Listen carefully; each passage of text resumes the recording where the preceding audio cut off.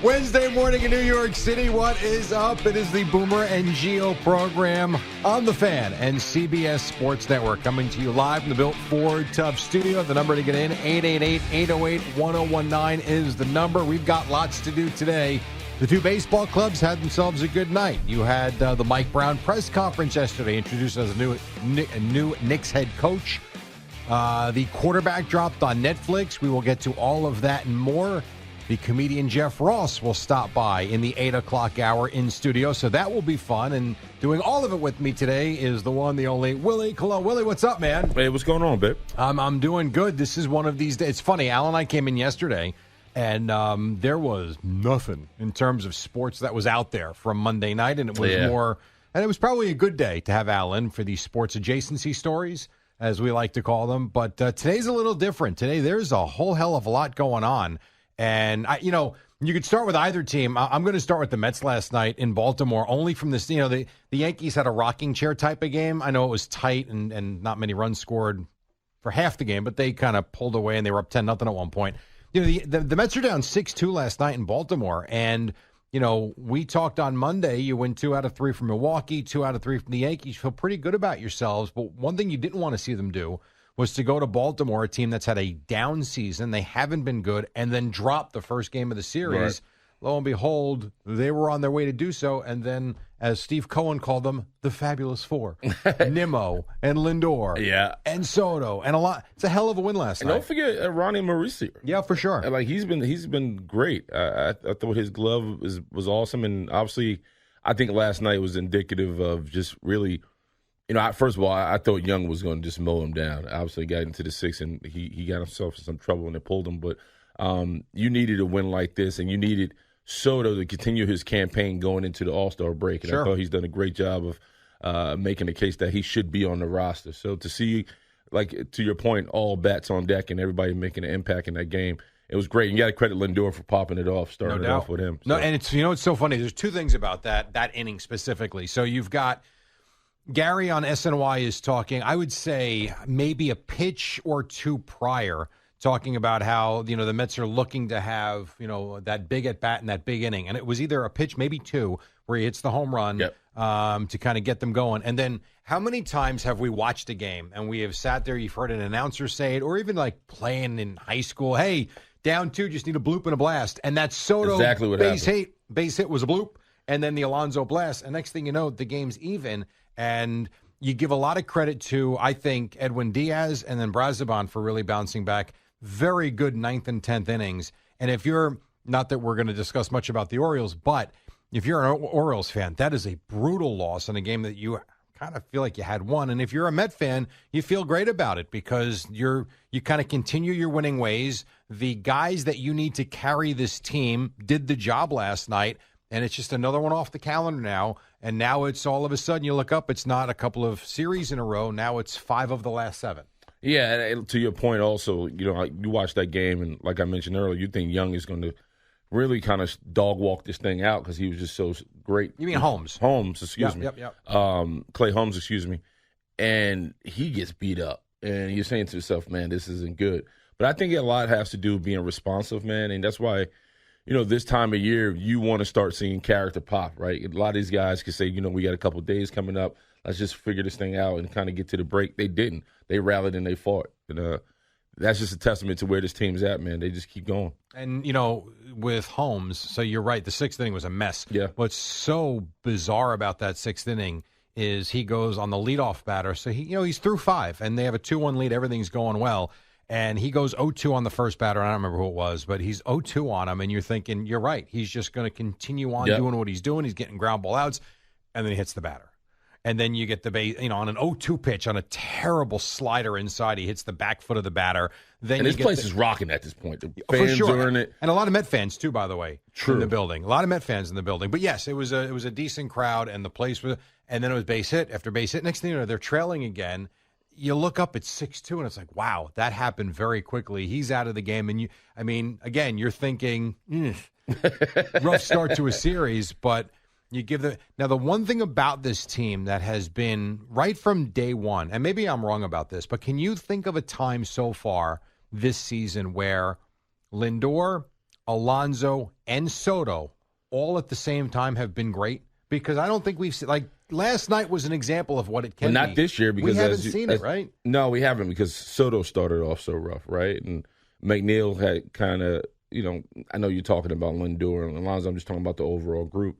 But nevertheless, I think everybody's just starting to hit their stride. And it feels like it right now, especially last night is indicative of that. But no, I don't think we've had a moment like that. I think Alonso's been great. I think Lindor has been money. It's just a matter of Soto kind of getting out of his rut. I think he's one player of the month of June. Yep. So and getting very comfortable. And getting very comfortable as well. So I think I think right now everybody's hitting their stride. No question about it. And it's, they had that 3-13 stretch in June, horrific. We know that, losing streak, all of that. It happens. I mean, the LA Dodgers right now, who are as good as anybody, Yep. They're in the midst of a 5-game losing streak. It's the ups and the downs of a season. So you just hope as a Met fan that they went through the June swoon, as we like to call it, and perhaps now, again, go win this series. You always want the sweep, but go take 2 out of 3, win the series. Go get it. You keep doing that, you're going to be one of the best teams in the league, if not the best team. And you stated this the other day. It's a good time to have Kodai and those guys come back too. For sure. Especially after last night. So yeah, listen. I think the Mets it was a gritty win, and they pulled it out. And you needed the big bats pop. And I think once again, credit Lindor, credit Alonso, and credit Soto, man, because I think we talked. I know the last time around we talked about having that type of mental edge. There was so much expected of him because of his contract. For him to be responsive in the month of June going into July, man, this is indicative that, man, he's worth the money right now. I think when you sign a guy to a big contract and they get off to a tough start, you think adjustment period. And I think a lot of people didn't think there would be that because Soto did not leave New York. I mean, It was Yankees to Mets, but that's a good point. But there still is a comfortability about a new team, new franchise, new building, new everything. Yeah, especially because the people across the street hate your guts now, right? And they feel we certainly saw that. Right. Well, it's true, because I think for a lot of Mets fans, they feel like they gave you their heart and love, and you turned around and it wasn't enough. And in Valley, he earned it. I mean, he had MVP numbers for the Yankees, but overall, it felt like a match made in heaven. So for a lot of Yankees fans watching Soto across the street, it was just like, well, what went wrong? Like why? We was in the World Series. Yep. Like, what else? What else do you want? Compared to a team that, last year, at one point, they were thinking about selling, right? And they kind of rallied towards late in the season. So he had to overcome all that. Even when his first appearance back at the stadium, getting booed and people yelling at him. We talk about mental edge and being mentally tough through all that.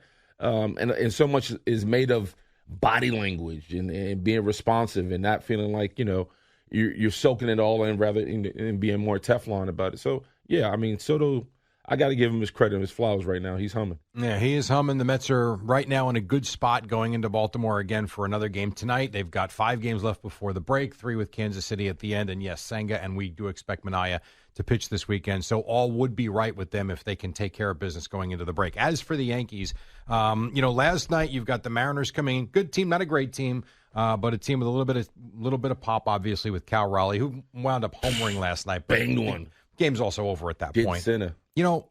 There's so much conversation about what the Yankees are, what the Yankees can be.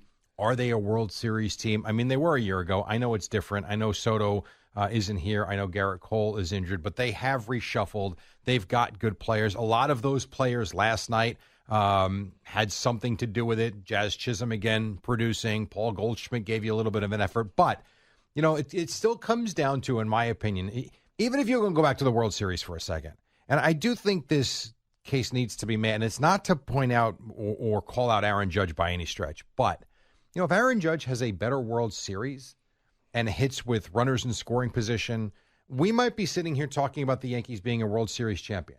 Like they were that close to winning it all. Now you look to where they are today and the season he's having. He had his swoon too, yep. But boy, does he look back and the ball is flying off the bat again.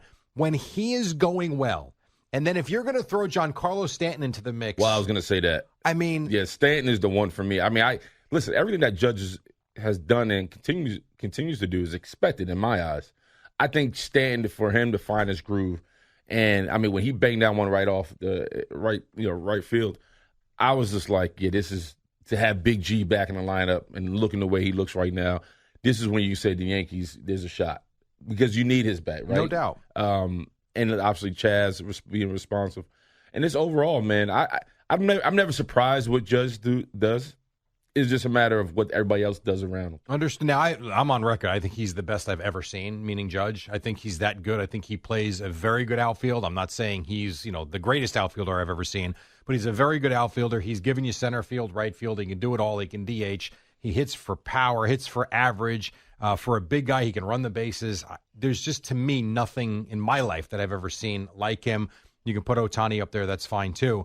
But he's that good. He's just got to do it in the postseason. The problem for the Yankees would be, and that's where the trade deadline comes into play, they need to fix their pitching has to be deeper because of the injuries they've sustained. I know Heal's coming back, hopefully within the month, I guess, something like that.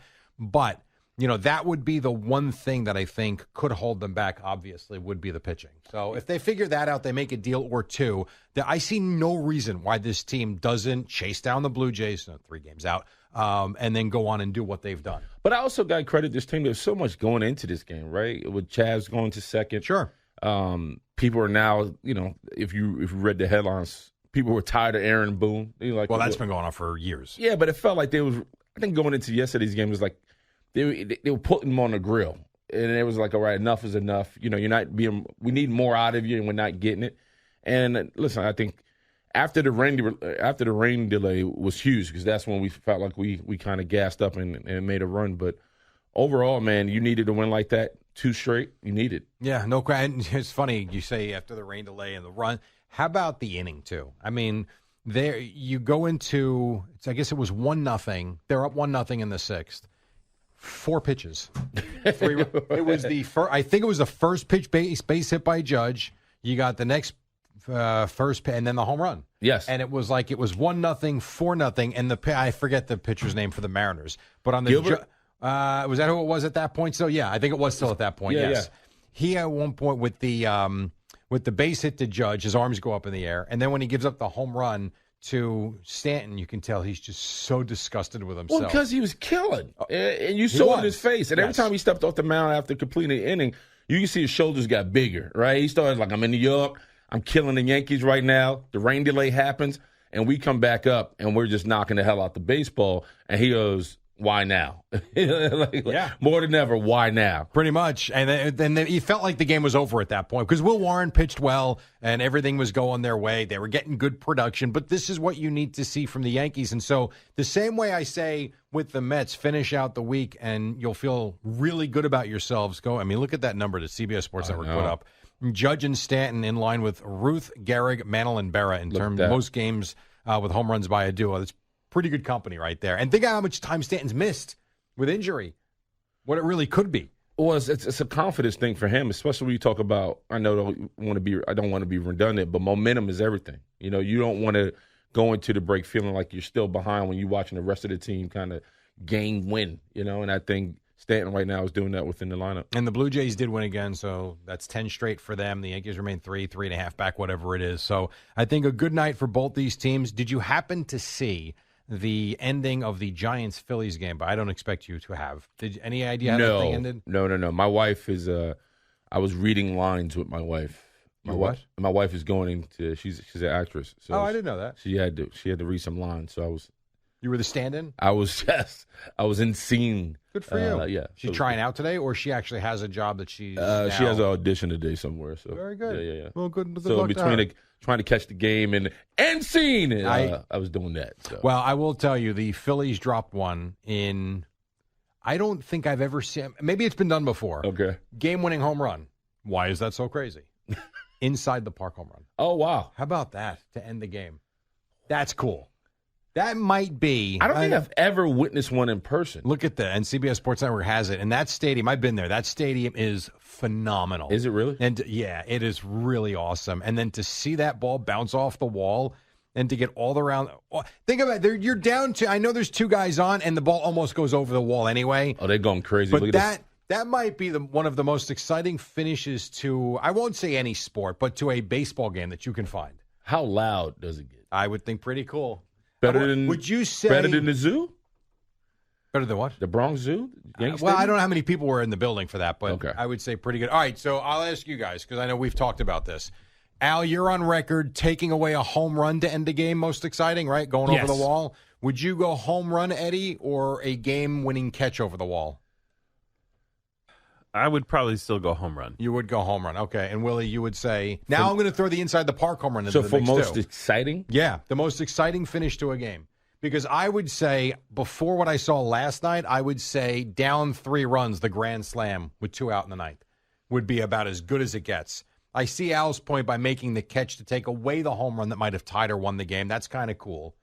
This might be, though. I don't know that How you get about better throw at the plate, sliding in? I don't know. I guess if that's the tying run and you win it on the tag out. Yeah. I suppose that's, I think I would take the catch over that, although that might be a more fundamentally nice play. Sure. I think what I saw last night, and by the way, what I saw on the highlights, because I wasn't up watching it either at 1 a.m., that might be the most exciting finish to a game. Have you ever seen one in person? No. I don't think I've ever witnessed one in person. No, the only cool thing I've witnessed in person would be the no-hitter I saw in Houston a couple of years ago. Other than that, I've never seen an inside-the-park home run. I don't think I've even seen too many game winners in the ninth inning. I'm just trying to think of all the Yankee games I've been to in all of sports, even basketball. I don't think I've seen anything. Well, how many are there? In the history of baseball, how many inside-the-park home runs are there? There can't be a lot. I ain't got it. And I wouldn't count pre-19. I don't know what the fields were like in the 20s and 30s. But if you think about modern baseball, especially when the stadiums got just very sterile and round, things like that don't happen like last night. That's the cool part of that stadium. Yeah, I just think an inside the park home run, those are things that hopefully you're there with your son and you remember that. Those are memories for life. No That's doubt. the type of play that happens. And to win the game on it's pretty cool too. So anyway, good win for the Mets, good win for the Yankees. We are just getting started. CeeLo is going to have a ton of sound to get to because we have the Mike Brown press conference from yesterday. I don't know if I'll have anything from quarterback, but I got a whole bunch of things on that I want to bounce off you with the Kirk Cousins, Jared Goff, and who's the third? And Joe Burrow. So we will get to that maybe at 8 o'clock. And then we do have comedian Jeffrey Ross coming in. I'm excited about it. Yeah, so am I. He's got a one-man show that's going to start on Broadway. I think it's a short run. I think it's like a month. One man. Yeah, it's August. It starts August 5th. So we will get to him live in studio in the 8 o'clock hour as well. It's Willie and Jerry in for Boomer and Gio on the Fan and CBS Sports Network.